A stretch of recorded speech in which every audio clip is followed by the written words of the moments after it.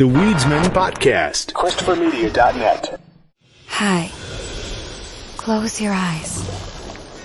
It's time to discover what starting and growing your own business feels like. Whether your business is bedsheets, or skincare, or jewelry, Shopify's with you every step of the way. Now, open your eyes. Feel ready to start and grow your business? With Shopify, you'll get the tools you need to nurture your growing business and feel the same satisfaction as listening to this ad. This is Possibility, powered by Shopify. Simply start selling with Shopify today and join the commerce platform powering millions of businesses worldwide. Start selling online today. Sign up for a free trial at shopify.com/free22. Shopify.com/free22. When Shopify says you can sell anywhere, oh, they mean it. Woo, hold up. Just got a new sale. Order fulfilled and shipped. Inventory level's good. Whoa, Shopify doesn't mind if you're at sea level or on top of the world. You can run and grow your business anywhere. Climbing mountains is never easy, but at least Shopify gives me all the tools I need for my business to hit new peaks. Whether you're selling carabiners or crop tops, start selling with Shopify today and join the platform simplifying commerce for millions of businesses worldwide. We've built the platform so you can keep climbing and grow your business to new heights. With Shopify, you really can sell to anyone, from anywhere. This is Possibility, powered by Shopify. Start selling online today. Sign up for a free trial at shopify.com/free22. Shopify.com/free22. Shopify.com/free22. Internet connection required. Not available on mountaintops or seafloors. Hi. Close your eyes. It's time to discover what starting and growing your own business feels like. Whether your business is bedsheets, or skincare, or jewelry, Shopify's with you every step of the way. Now, open your eyes. Feel ready to start and grow your business? With Shopify, you'll get the tools you need to nurture your growing business and feel the same satisfaction as listening to this ad. This is Possibility, powered by Shopify. Simply start selling with Shopify today and join the commerce platform powering millions of businesses worldwide. Start selling online today. Sign up for a free trial at shopify.com/free22. Shopify.com/free22. Christopher Media. Let's make some noise.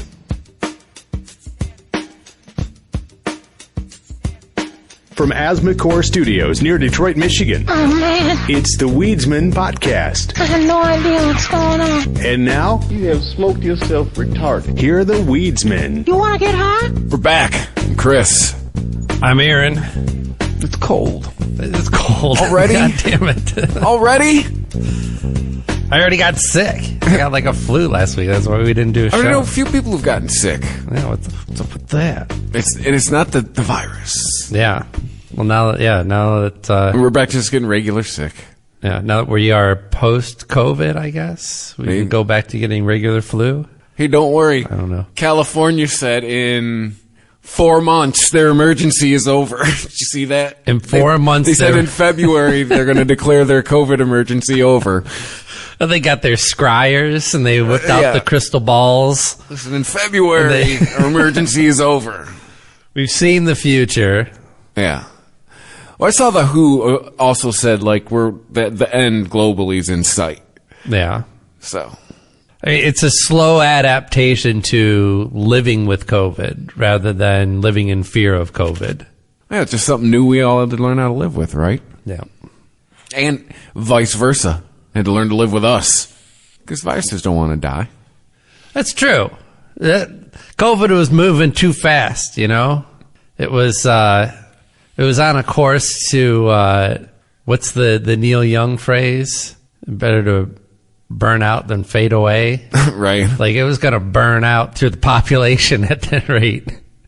And so the human population was like, we had to fight back. You're like, slow down. Hey, man. You don't want to kill everybody. No. Don't you want to leave some people left to like Yeah. carry you?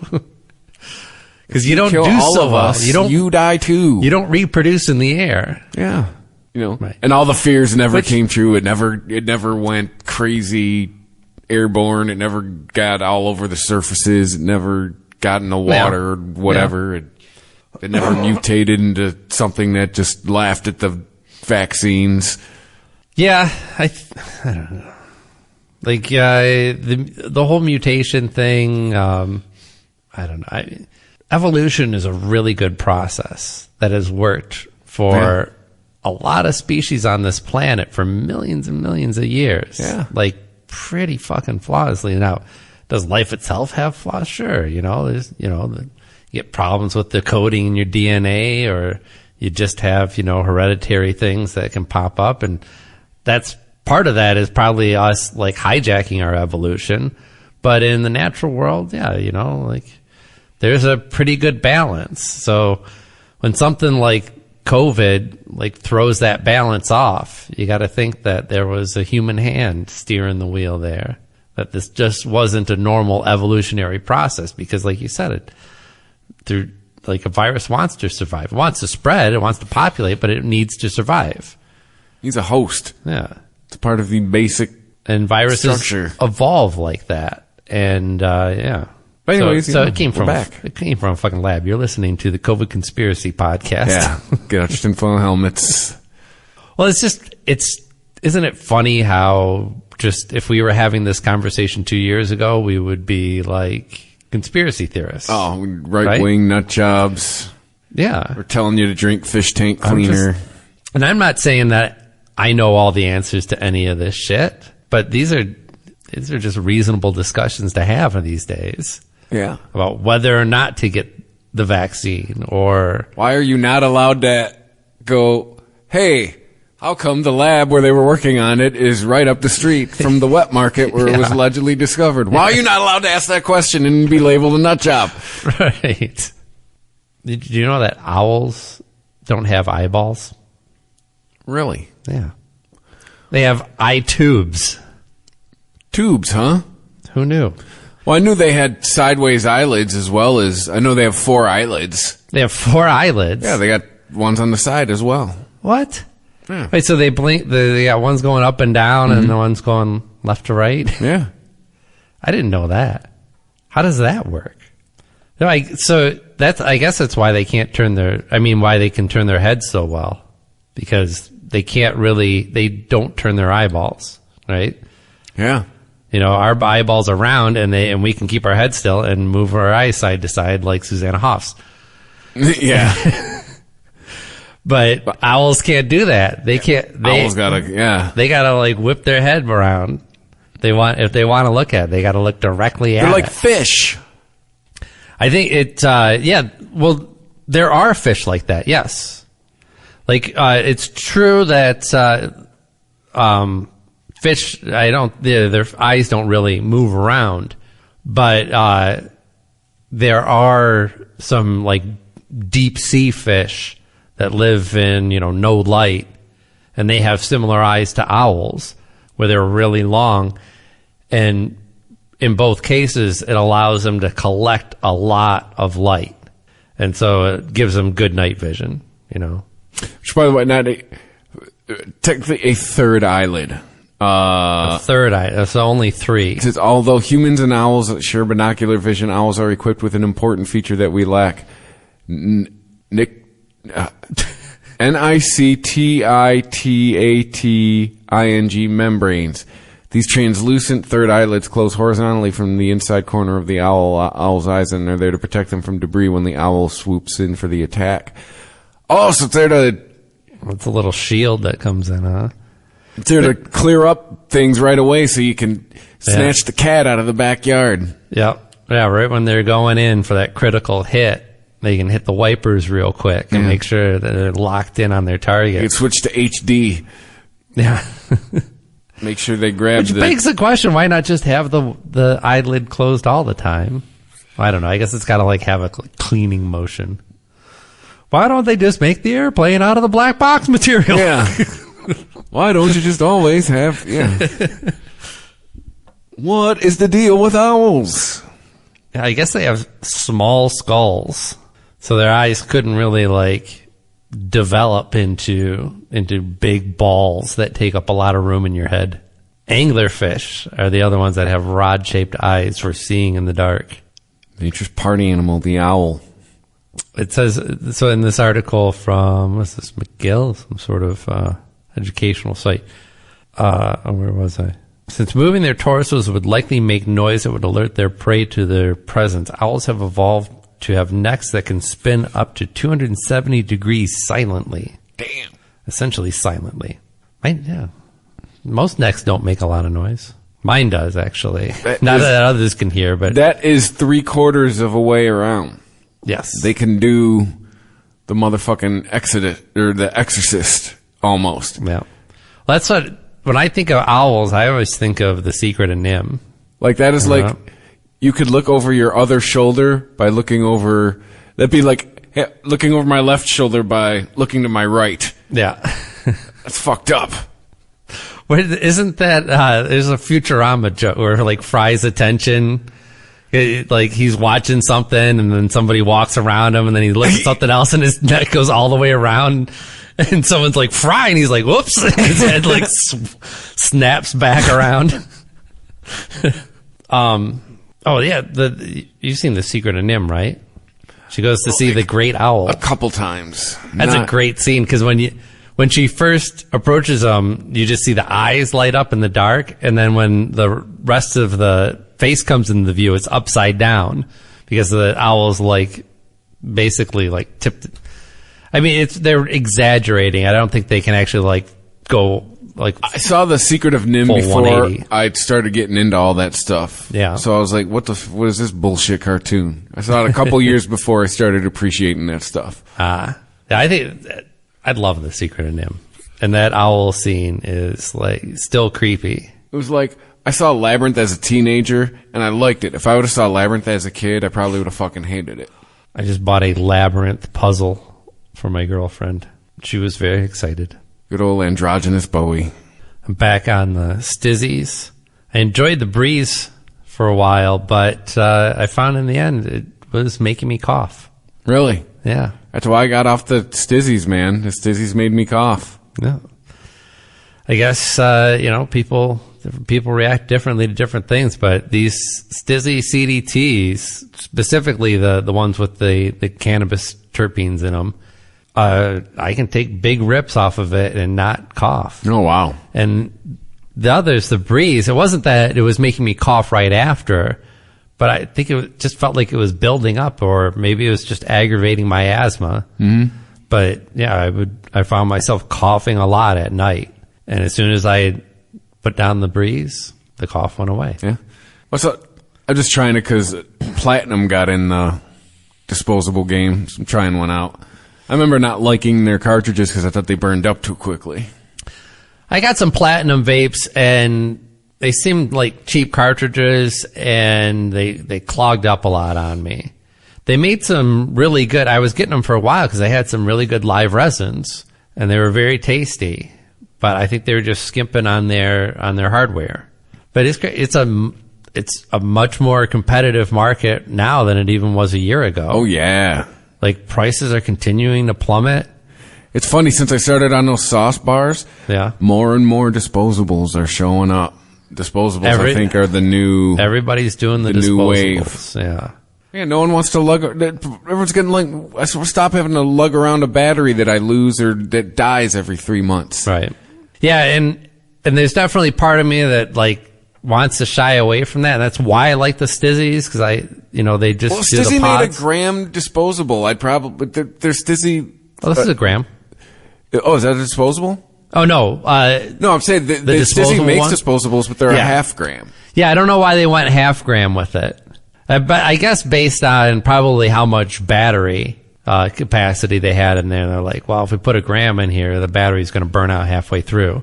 Put a bigger battery in, dipshits. I almost tried, yeah, because it's kind of small compared to even like the regular Stizzy battery. But yeah, but about the battery thing, there's definitely part of me that's like, I wish that they weren't going with the disposables because where are all these batteries going to go? And we're not good with batteries anyway. We don't have good recycling for them. You're not supposed to just chuck them into the trash, but that's what most people do anyway. And all those acids seep into the ground and the landfills and poison the earth and all kinds of shit. But I wonder about the same thing with the batteries with the electrical cars when we all have them. Well, that's the thing. Where are they all going to go? Like big picture, us vapists are kind of we're a small group comparatively. Vapists.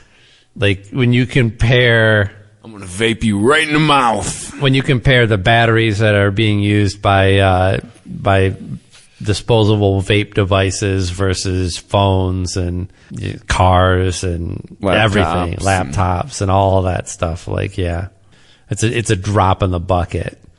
Is it good? No. Do I like it? It's not an ideal solution, but what can you do? Because at a certain point, I mean, the more that these disposables catch on, and they will, they're going to start phasing out the non-disposable shit, obviously, and it's just not going to be as reliable. Like, nobody's buying them. Why would they invest in that? Just do disposables. It'll be like anything else. Once the dispensary starts seeing, we're selling way more of the things with the battery without, then they're going to start ordering accordingly. And one day you'll be at your dispensary and it'll be like, hey, we're selling cartridges like 5 for $10. And then you'll buy a few cartridges then. Oh, yeah. I'm sure we both told stories about it. I caught a flash sale one time of a cart they were trying to get rid of. Yeah, we're selling these like 3 for $20. Or something like, we're selling these for $10 each. Well, guess what? I was going to spend $30 anyways, so you can give me 3 of them bitches. Yeah. Used to get the $30. I get 2 more cartridges. Everyone wins. So Netflix gained a bunch more, exceeded its goal of new users recently. So is it because they stopped all the password sharing? No, they haven't implemented that yet. Oh. That's coming next year. This is just from Dahmer? This is just, yeah. He's a man of action. Just from well, they're saying Dahmer is the reason. The Gray Man, I guess, was a big hit. I watched it.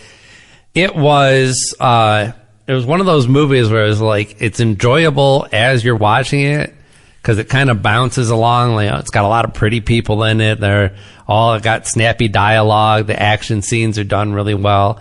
And it moves at a clip that really keeps you engaged. Mm-hmm.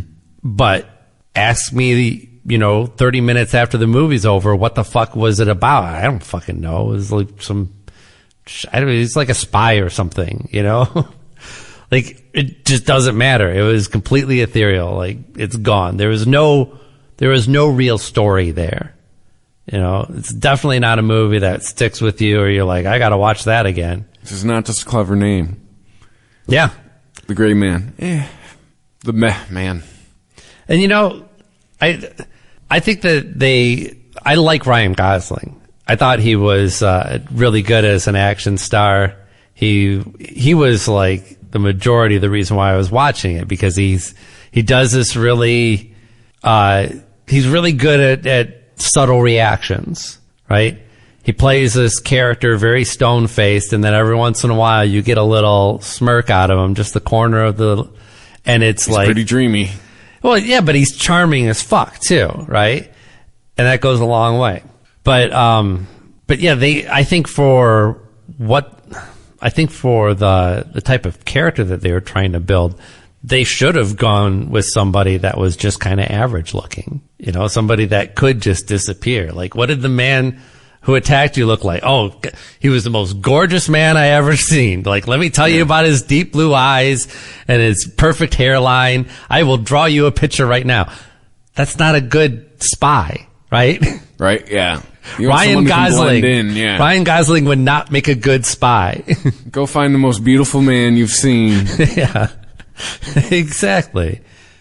So, like, the Gray Man should be, somebody more like a Bob Odenkirk that would just be able to, like, I just punched a guy in the throat and then just walked into the crowd and nobody even knows. Yeah. know, You got to punch him in the throat. That's like a spy. That shows that you have training. You know, when you see somebody punch somebody else in the throat, you're like, oh, that guy's had training somewhere. That's probably like Krav Maga or whatever the fuck. Speaking of Netflix, my account that's been closed since March got hacked last week. Your Netflix account? Yeah, just a charge came through on my checking account for Netflix. I was like, they reopened it? Yeah. Oh. So, yeah. Netflix. Like, I think they said, like, we keep it for, like, 6 or a certain amount of time, but, yeah. So I had to, like, get a whole Netflix. Yeah, but if they have your password. Well, I had to get a hold of Netflix and go, hey, this wasn't me. My email was just changed. My phone number was just added. Not me.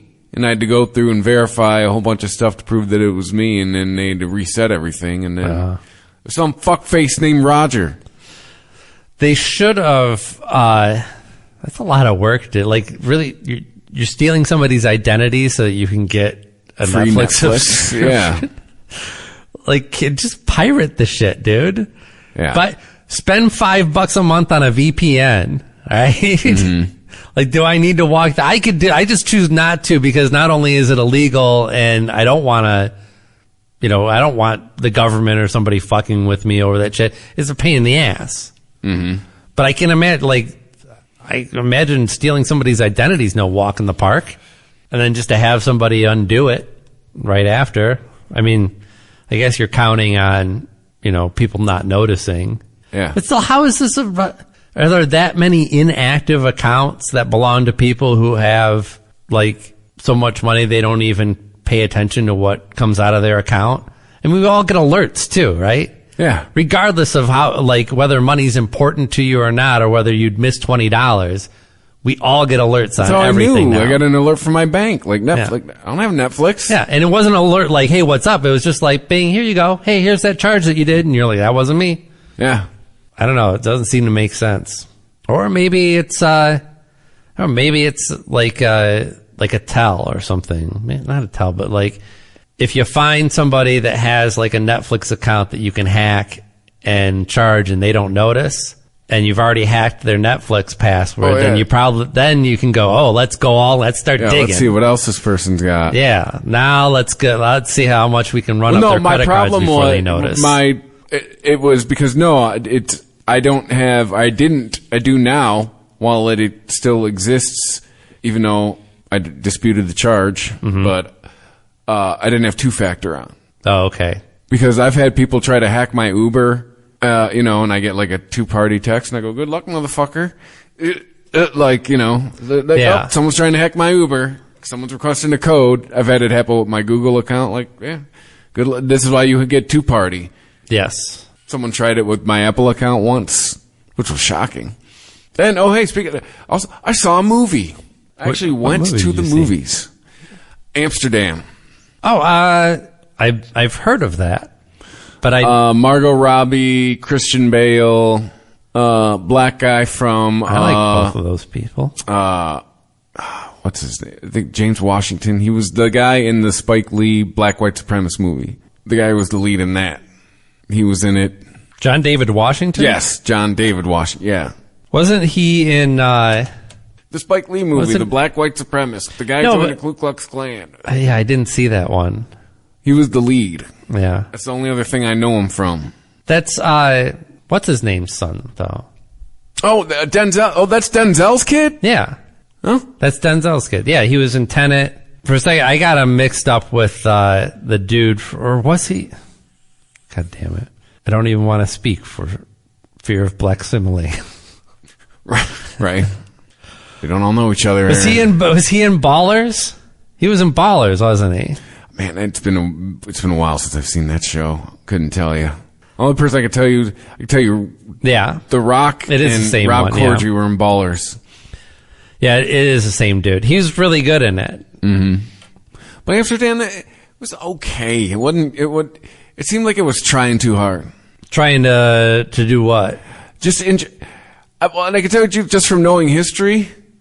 Yeah. Is the 1930s. The black people seemed a little too free. like for knowing history. For your tastes. No, just from knowing. Didn't care for the movie. The black people were too free in it. Just from knowing how America operated in the 30s. Yeah.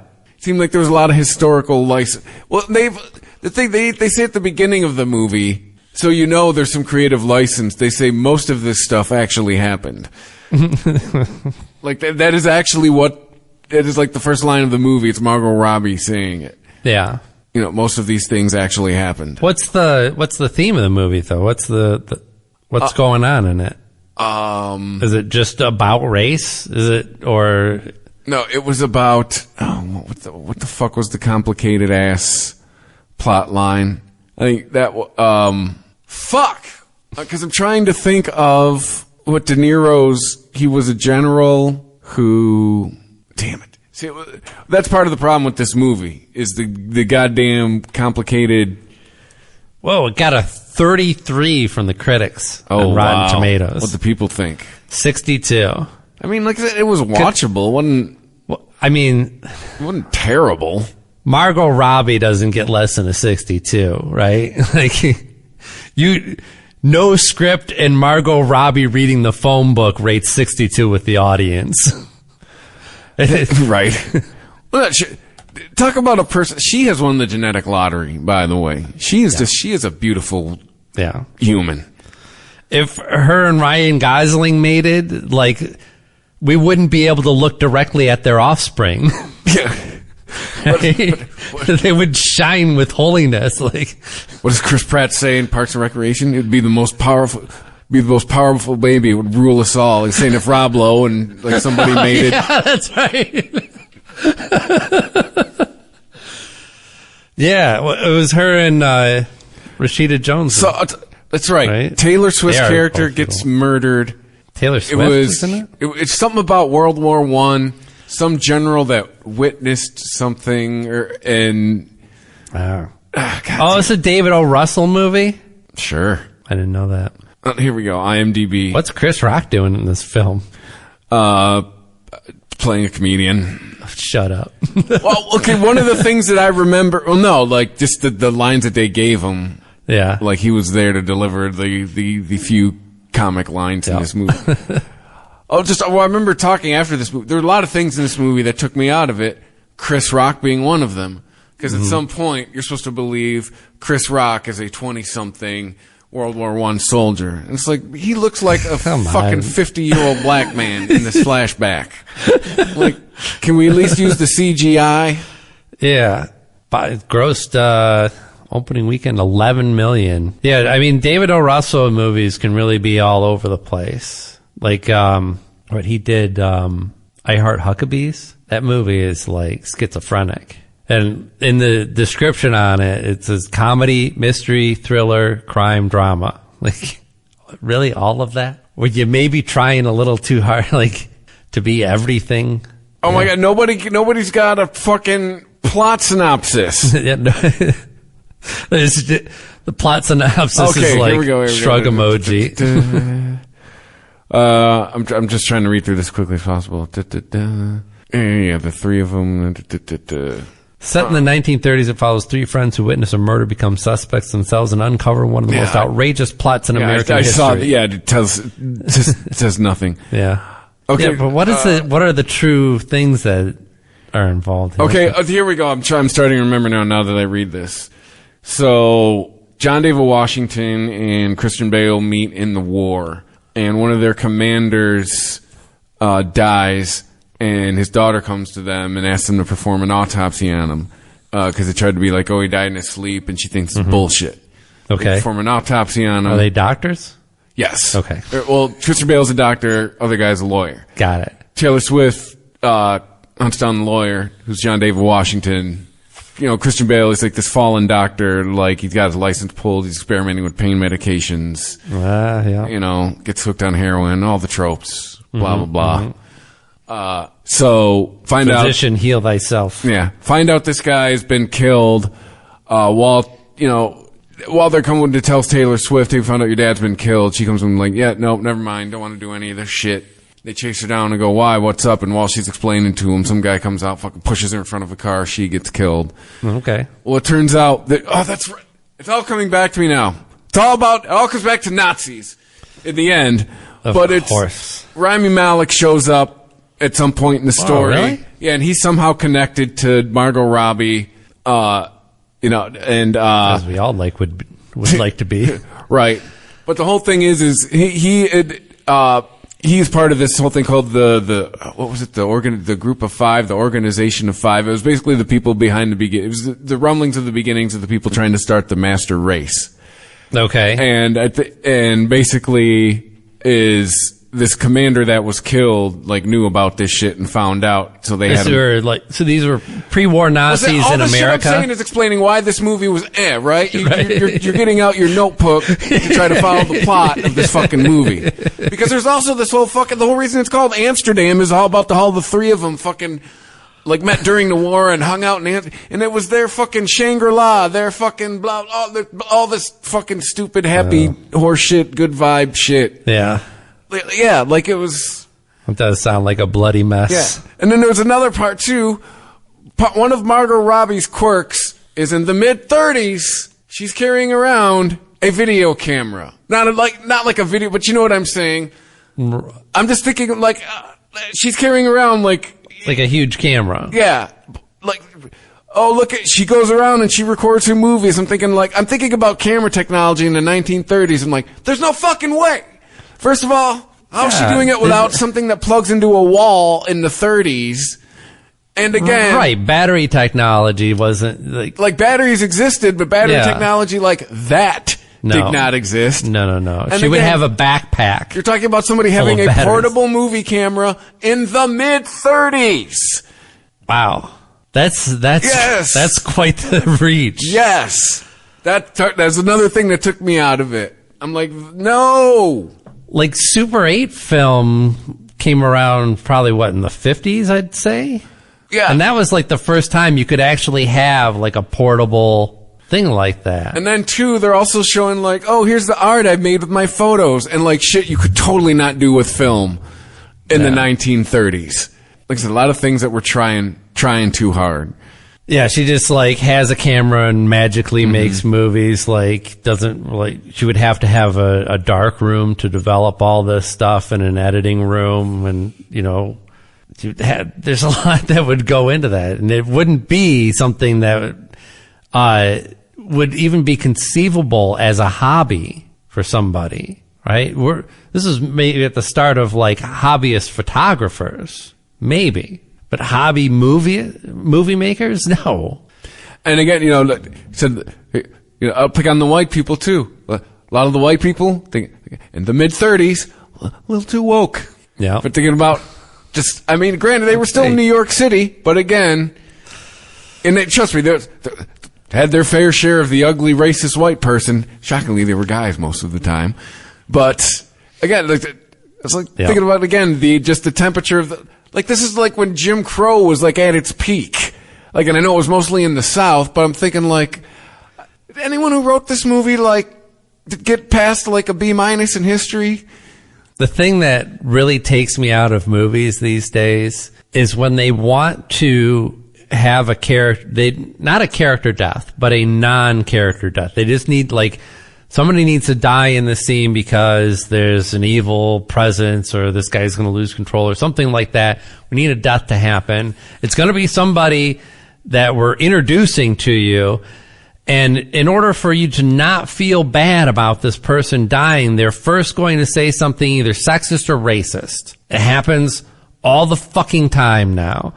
The most recent example I can think of is in Morbius. There's a bunch of guys that you never see that are taking care of this boat. He's doing this experiment out in the middle of the ocean, and he's got these mercenary guys who are piloting the boat.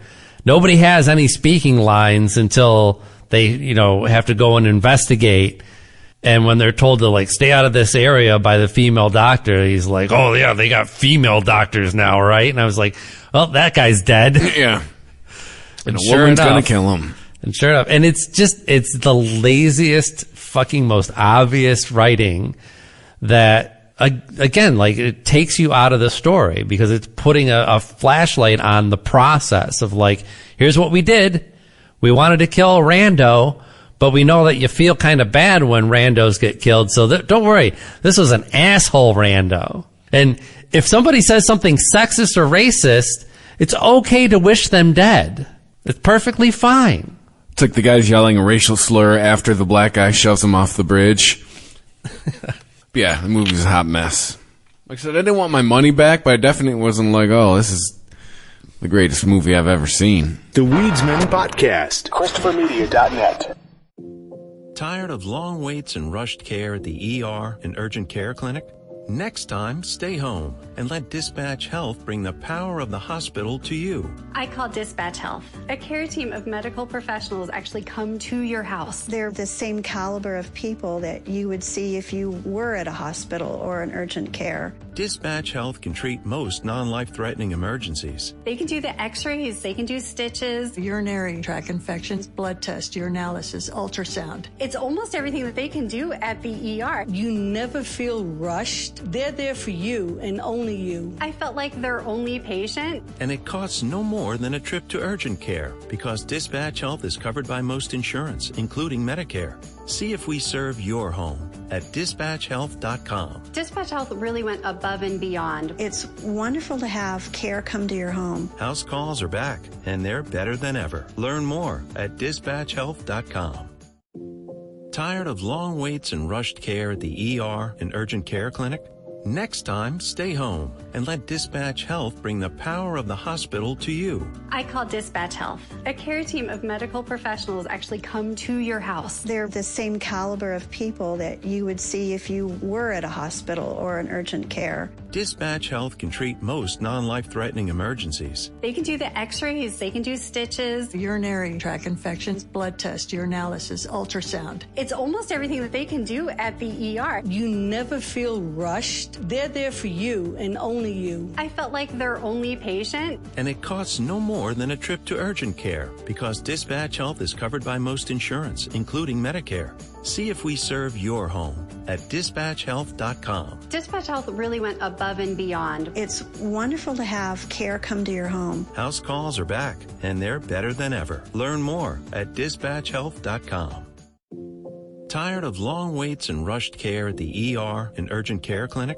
Next time, stay home and let Dispatch Health bring the power of the hospital to you. I call Dispatch Health. A care team of medical professionals actually come to your house. They're the same caliber of people that you would see if you were at a hospital or an urgent care. Dispatch Health can treat most non-life-threatening emergencies. They can do the x-rays, they can do stitches, urinary tract infections, blood test, urinalysis, ultrasound. It's almost everything that they can do at the ER. You never feel rushed. They're there for you and only you. I felt like their only patient. And it costs no more than a trip to urgent care because Dispatch Health is covered by most insurance, including Medicare. See if we serve your home at dispatchhealth.com. Dispatch Health really went above and beyond. It's wonderful to have care come to your home. House calls are back, and they're better than ever. Learn more at dispatchhealth.com. ChristopherMedia.net. The Weedsman Podcast. I don't know. Like, I'm always interested in what David O. Russell is doing because he makes interesting movies. Not all of them are great. But there's a Mike Myers sighting in this movie. Oh, really? He's popping up a lot. And not the Halloween Mike Myers, like Austin Powers Mike Myers. But like, he's really hit or miss. And I'm not going to slag David O. Russell. I'll slag his movies or the movies that I don't like because that's my right. But I'm not going to slag a guy who takes chances. Mm-hmm. You know, and sometimes those chances, like, for example, just looking at his IMDb here, I Heart Huckabees, as messy as that movie is, it's charming as fuck. It's lovely. I love it. There's lines that I remember from it. Everyone's performances are great. It's just kind of a perfect movie. Silver Linings Playbook.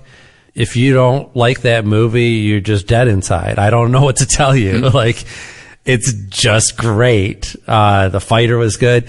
You know, American Hustle, Amsterdam, you know, was not really great movies. They're just kind of, they're visually cool and exciting movies. And he gets great. And again, Christian Bale. I mean, he's like the bright spot. He's a good actor. I mean, he just Christian Bale doing Christian Bale things. Yeah. Like I said, and Margot Robbie, like, just be there. Yeah. I didn't see Joy. I don't know what that one is. I was just looking at his other movies. Three Kings, Flirting with Disaster, I just watched not too long ago, and that still holds up.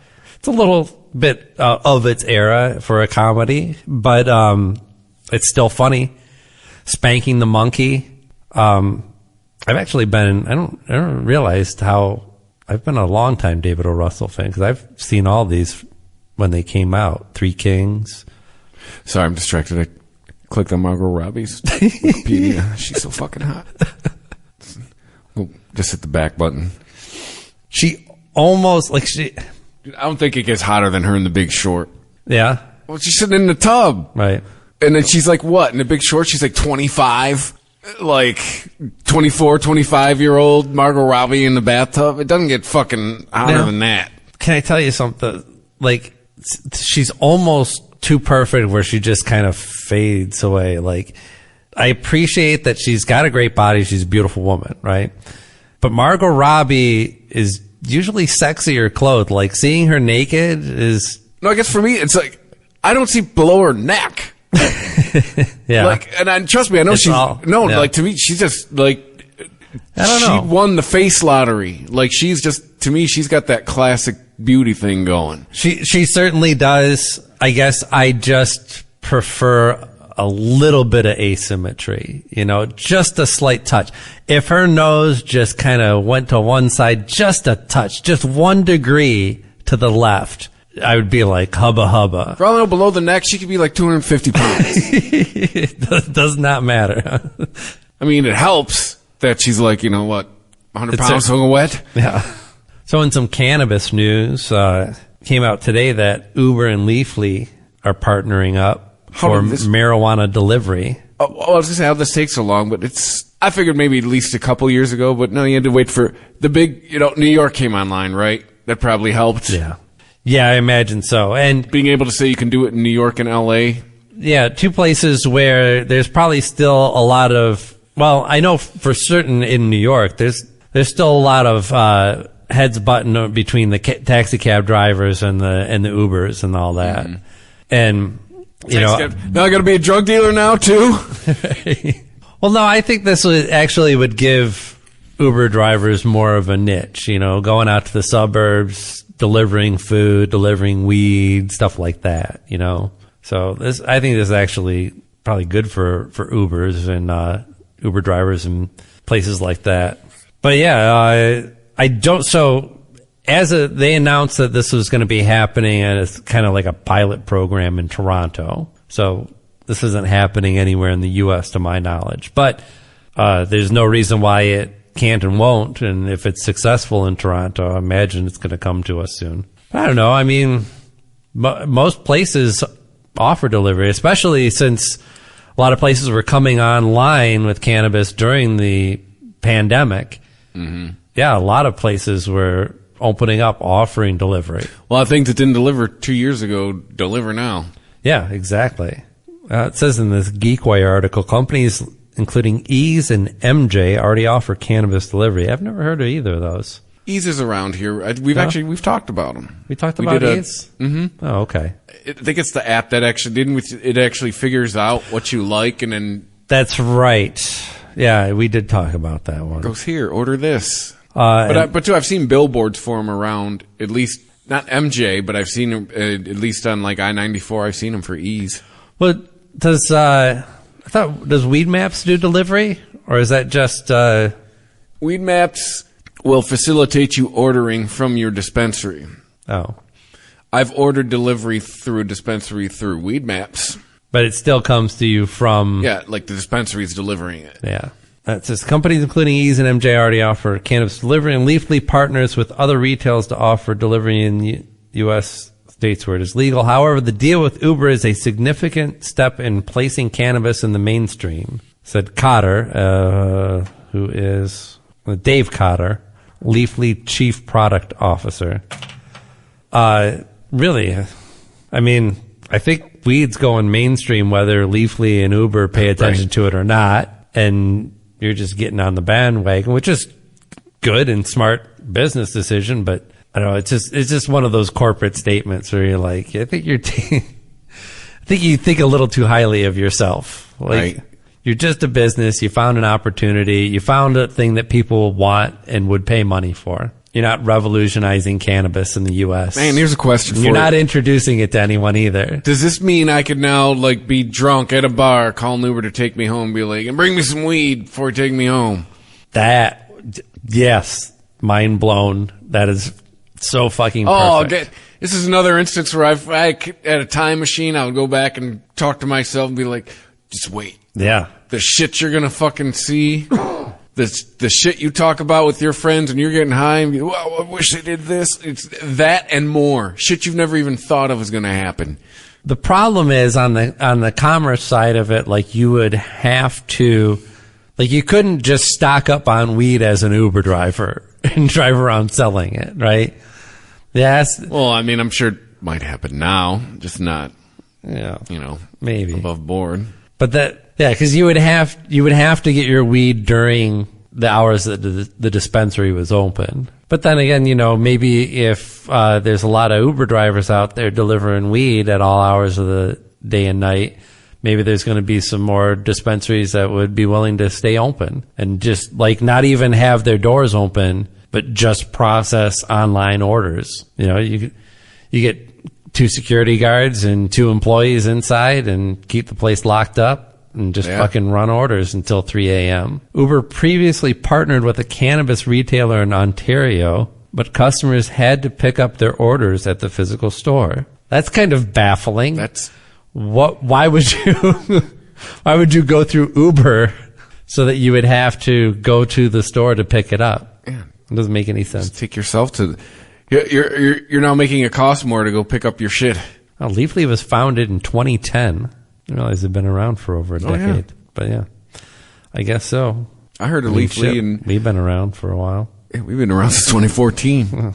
I remember in like 2013. I don't even know if Doug Benson still does his Getting Doug with High podcast, but that's who taught me about Leafly. Oh, he was their sponsor? They sponsored him, and that's where they'd get all this information for their strains. So we're coming up on the election, and we'll see what happens after that. I mean, if you're hoping for some sort of legalization happening, then you should be probably voting Democratic. Well, I saw today the governor of Oklahoma said he wants to have a special election for recreational cannabis. Why a special election, I wonder? Oh, obviously why he wants a special election. He realizes that they're going to have to legalize cannabis, but he doesn't want to put it on the regular ballot with the conservative candidates that might get dinged from all the people turning out to vote for cannabis. So yeah, special election makes sense. Makes sense for Oklahoma, I guess. Cory Booker was saying that Congress has a, quote, good shot of passing modest marijuana reforms. They better fucking hurry, from what I've been reading.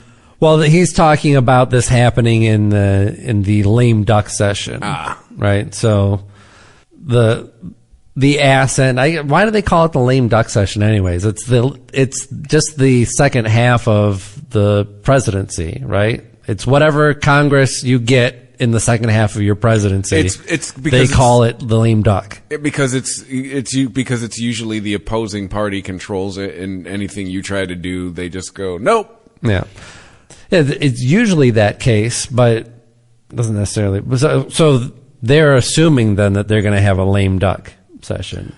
The last week, it's starting to, the tide is turning. Yeah. So Cory Booker says very likely that during the lame duck session before the new Congress, we're going to see a really good bipartisan attempt to move it. I'm confused then. What does he mean before the new Congress? Like the period between when they vote and when just when they're all sworn in, it's considered the new when the new members are sworn in. Right. So why would it happen then? So that way the representatives don't actually have to risk being voted out of office for their opinions. They'd be like, oh, the election. Well, I think the lame ducks too, the people the people who aren't coming back, they get wild. Right. Do all kinds of crazy shit. Right when Trump and Obama knew they weren't coming back, they both, went crazy with the pardons. Oh, I'm not coming back. Well, I'm pardoning this guy and I'm pardoning. Clinton did it too. Maybe it's not the legalization bill that I wrote with Schumer and Wyden, but an effort to tie in restorative justice and some fair banking provisions. All right, well, I think it has a good chance because our Republican allies also understand that if one of the houses of Congress shift to Republican, it will be very hard to do anything on marijuana. We've got a good shot. I wouldn't say that it's a great shot, but it's on a good path. Oh, he could also drop It's not going to happen. From that statement, he could drop the on marijuana. If one of them goes Republican, it will be hard to do anything. Yes. They all just anything. They all just shoot each other down. Yeah. We want this. No. Well, we want this. No. That's why it's easier to have one party controlling because at least stuff gets passed. But our current Congress, a shining example of that theory. Yeah. Bernie Sanders was asked about cannabis recently. This was at some sort of student event. He was at a high school in Vermont, and an audience member brought up Joe Biden's recent talk about clemency and what he plans to do with federal convictions, what he's prompting governors to do with state convictions. And some governors said no. We'll get to that. So he brought up clemency. This is from the marijuana moment. He brought up the clemency action at an event at Mount Anthony Union High School. It was met with applause and laughter from the student crowd because I guess he said cannabis or weed or whatever, and it's kids. It's high school kids, so of course they giggle. And he said it like the anteater from Looney Tunes, which is just Jackie Mason. But Sanders frowned upon the reaction, according to the Bennington Banner. The pro-legalization senator said that although, quote, not a great fan of drugs and alcohol, unquote, he nonetheless believes marijuana should be legal in every state in the country. However, he said that the routine enthusiasm for cannabis legalization that he hears from the underage youth worries me. I tell you the truth. So, are we to the point with Bernie where every day is a gift? I mean, he's like mid-80s, right? Yeah, he's got to be. He said, we are moving actually in that direction to legalize state by state, and the federal government can and should play a role in that process. Was it the same thing? Yeah, I guess. Right, but I don't know. See, he's a teetotaler. He's old school. I'm not mad at Bernie, but I'd like to see some more fact-based governance and less emotional-based governance. And what he's doing, now he's pro-legalization, he said he is, so he's on the facts, he's towing the line. It just doesn't help when he says shit like this because that's just coming from your emotions. If he was actually concerned about this, he would look into it and he would find that teen use is flat through legalization in all states. It's fucking flat. It did not change. It does not affect it. The number of teens that are getting into dispensaries and purchasing product is almost zero. It's like voter fraud. It just doesn't happen. There's just no proof of it. The teens are getting into the prescription drugs more than they're getting into the weed. Yeah, exactly. That's what the numbers are saying. They don't need the weed. They got Mother's Little Helper. So, yeah, to say, he's worried about the fact that, kids are oh, yeah, legalize it. They're fucking kids. They don't even know what the fuck. Half of them don't know what they're saying. To be fair to Bernie, kids are 40-year-olds. If you do the math, Bernie was in his 30s when the hippies were rolling around. Those were damn kids to Bernie.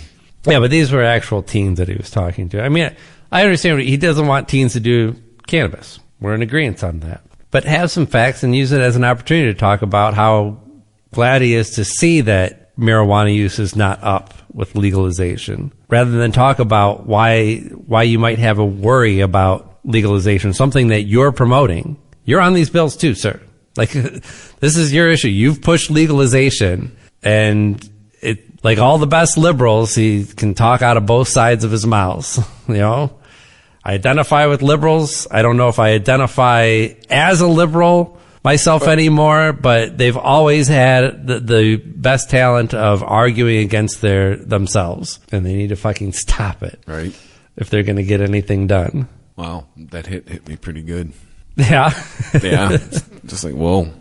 Inhale a little. It's one of those that takes you to that next level. A little too deeply on that one. Exhaled, and I'm like, ooh. I was thinking about when you were talking about Bernie Sanders with his mittens. So the governor of Arkansas was, what is this guy's name anyway? Some guy's probably up for re-election in a red state. Wait a minute. All right. Asa Hutchinson. God damn it. Is it time for you to upgrade to the old man settings on the iPad? I've seen you pick it up a couple times.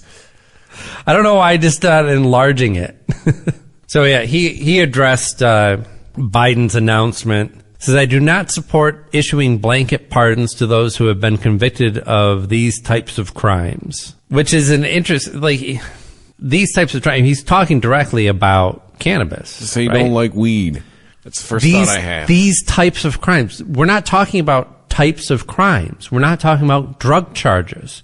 We're talking about specifically cannabis. Yeah.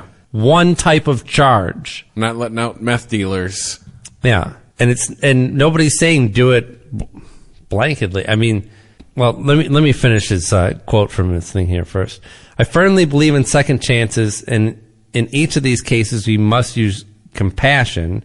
Each case should be looked at individually to determine who is deserving of a pardon. He's talking about how he's pardoned drug charges in the past unprompted, and obviously they look at things like, is this person, do they have a violent history as well? Are there other charges that are keeping them in jail? And all this is doing is muddying, trying to muddy the message of Joe Biden's statement about cannabis and mixing it in with all kinds of other things, through association. Well, yeah, but, sure, there's cannabis charges, but a lot of these are, violent criminals as well. So, marijuana is always kind of swirled in with like all this violence and gang action and underground, underground what? Underground places where you can buy things, underground markets. Anyway. Well, I guess maybe we're trying to understand the governor here.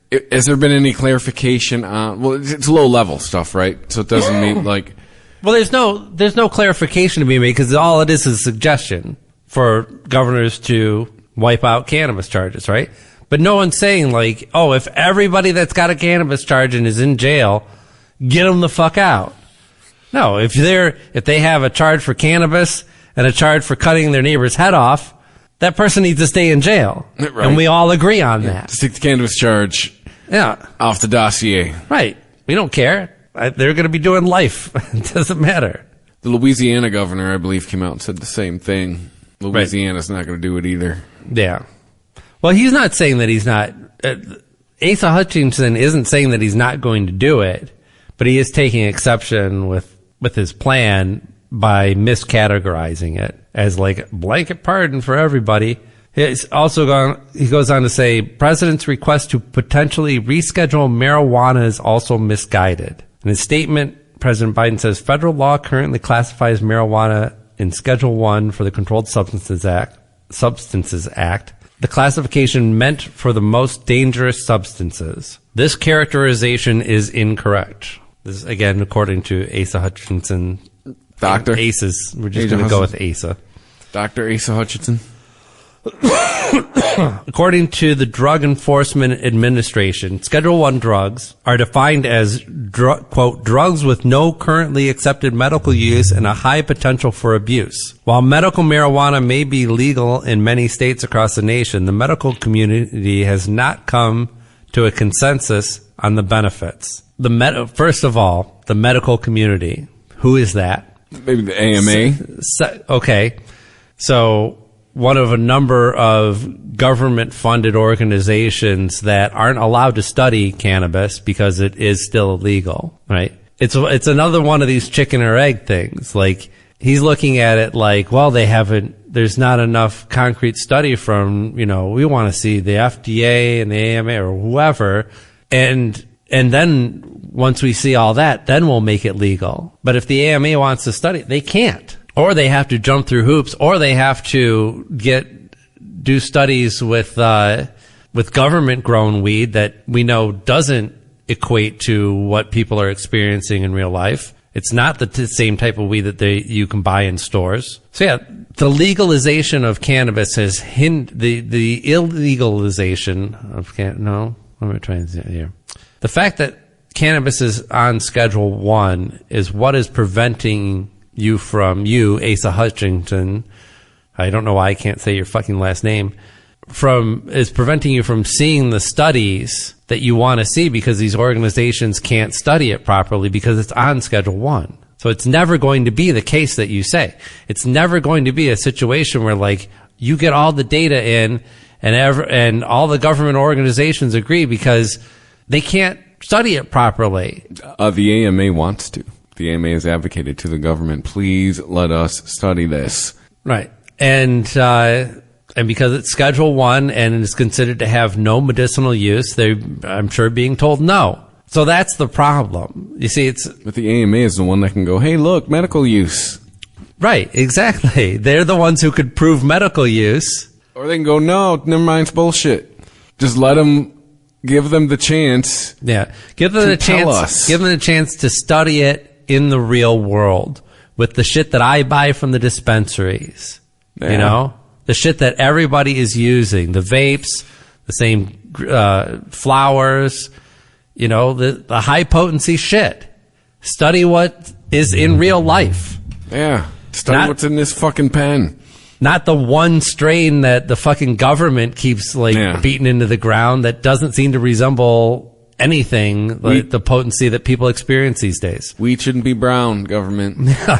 He says, Schedule 1 does not mean, this is again from Asa's statement, Schedule 1 does not mean that the drugs in Schedule 1 are the most dangerous. For example, Schedule 2 drugs are those with high potential for abuse, with potentially leading to severe psychological or physical dependence. This includes drugs like fentanyl, Adderall, and morphine. These drugs are considered dangerous, but have legitimate medical use. When it comes to the proper schedule for marijuana, we need to follow the science and previous administration that kept marijuana in Schedule 1. How does he come to that conclusion? I mean, he just quoted directly from it. Right. You should just end it with, I'm a Republican. I heard everything I needed to hear when I heard the words previous administration. Yeah. I mean, see, you just admitted that a lot of the drugs in Schedule 2 are more dangerous and potentially have more potential for abuse and negative consequences like addiction than cannabis, but still keep it in Schedule 1. I understand that he's trying to parse language here and say, well, like, he said that Schedule 1 is the most dangerous. And it's just that it's not the most dangerous. It's that it has no medical use, right? Yeah. But again, the reason that it's on Schedule 1 for no medical use is because the AMA can't study it and have a nationwide doctor's consensus on it. Mm-hmm. Or any medical associations, for that matter. Yes. What about what's the group that studies cancers? They should be studying this. Endocrinologists, or no, oncologists. No, but there's like the AMA. There's one specifically for cancer research, right? I mean, I'm not saying that they should be studying this because this is going to be their cure. I'm saying they should be studying it because a lot of people are talking about it. A lot of people are spouting nonsense, and some are, have some stuff that looks like it might be crazy effective. Can we get a consensus on this already? Can we study it so we know for sure? Is it just palliative, or can this actually do something to help us fight cancer? We don't fucking know yet. Couldn't hurt. Couldn't hurt. Yeah. That's what we're operating off of now. But again, it's not even about, it's no fault of the doctors either, because what are you going to do? Go against the AMA? No, you lose your license. Yes. Not going to happen. So we'll see. Election's coming up. I mean, I guess if the Democrats hold on to the majority and they don't try and pass something to push us forward, get some forward momentum going on cannabis. And I don't know what the fuck they're doing there. So time will tell. Thumbs and asses. Yeah. That's okay. They're about to take 3 months off for Christmas. So don't they take off like 2? Don't they like take an excessively long holiday break? Oh, yeah. All right. Well, I'm about to rate this pen. Holy fuck. But I also did get the highest. It's like an 87.5%. Is it a live resin or anything special in there? Or is it just regular old? It's platinum. I just typed in disposable to see if there's any new offerings. It's like, oh, look.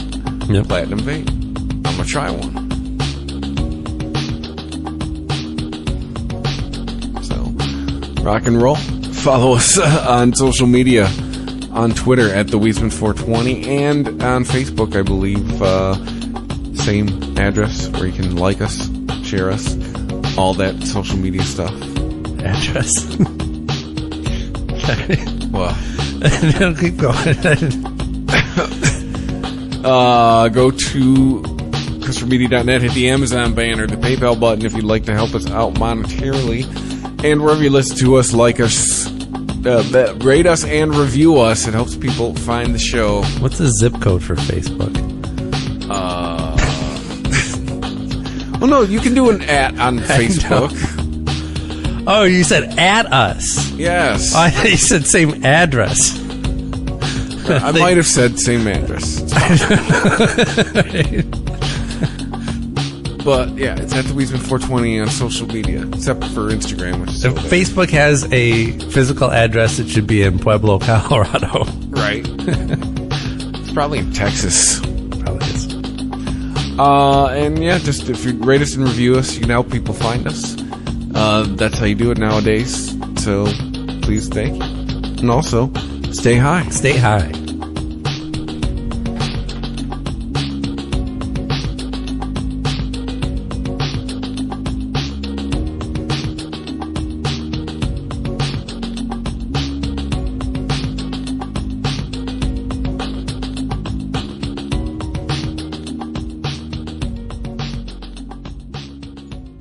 The Weedsman Podcast. ChristopherMedia.net.